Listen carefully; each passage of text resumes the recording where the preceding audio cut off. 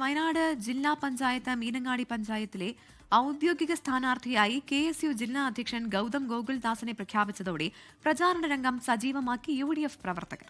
Kerala Congress Joseph സ്ഥാനാർത്ഥിയായി Lindo കുര്യാക്കോസും പ്രചാരണ രംഗത്തുണ്ട്. മീനങ്ങാടിയിൽ ഇടതുമുന്നണി സ്ഥാനാർത്ഥിയായി ബീന വിജയനും BJP സ്ഥാനാർത്ഥിയായി K ശ്രീനിവാസനുമാണ് മത്സര രംഗത്തുള്ളത്. കേരള കോൺഗ്രസ് ജോസഫ് വിഭാഗത്തിന് അവകാശപ്പെട്ട മീനങ്ങാടി ഡിവിഷനിൽ ഏകപക്ഷീയമായി സ്ഥാനാർത്ഥിയെ പ്രഖ്യാപിച്ചുവെന്നാരോപിച്ചായിരുന്നു ജോസഫ് വിഭാഗം സ്ഥാനാർത്ഥിയെ നിർത്തിയത്. ലിൻഡോ കുര്യാക്കോസ് ആണ് സ്ഥാനാർത്ഥി. ഇരുകൂട്ടരും UDF സ്ഥാനാർത്ഥി എന്ന രീതിയിൽ പോസ്റ്ററുകൾ തയ്യാറാക്കിയതോടെ നേതൃത്വം ഔദ്യോഗിക സ്ഥാനാർത്ഥിയായി KSU ജില്ലാ പ്രസിഡന്റ് ഗൗതം ഗോകുൽദാസിനെ പ്രഖ്യാപിച്ചു.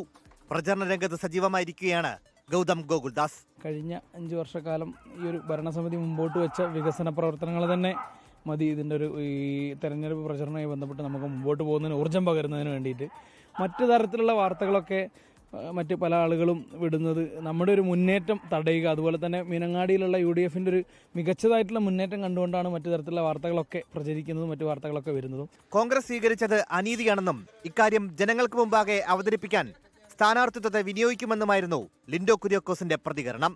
വയനാട്ടിലെ കോൺഗ്രസ് രാഷ്ട്രീയം ഒരു ചതിയുടെയും വഞ്ചനയുടെയും രാഷ്ട്രീയമായിരിക്കുകയാണ്.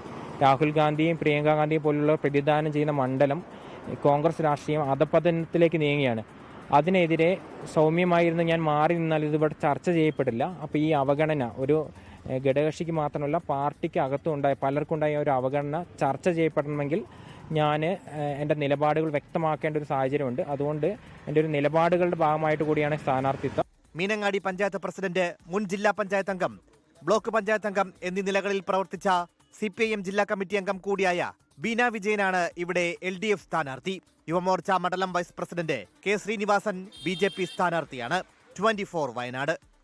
ലോകത്തെവിടെയായാലും ഏത് സമയത്തും 24 വാർത്തകളും ഓഗ്മെന്റഡ് റിയാലിറ്റി പാക്കേജുകളും എക്സ്പ്ലെയിനറുകളും വിശദമായി കാണാൻ ഞങ്ങളുടെ YouTube ചാനൽ നിങ്ങൾക്ക് സബ്സ്ക്രൈബ് ചെയ്യാം.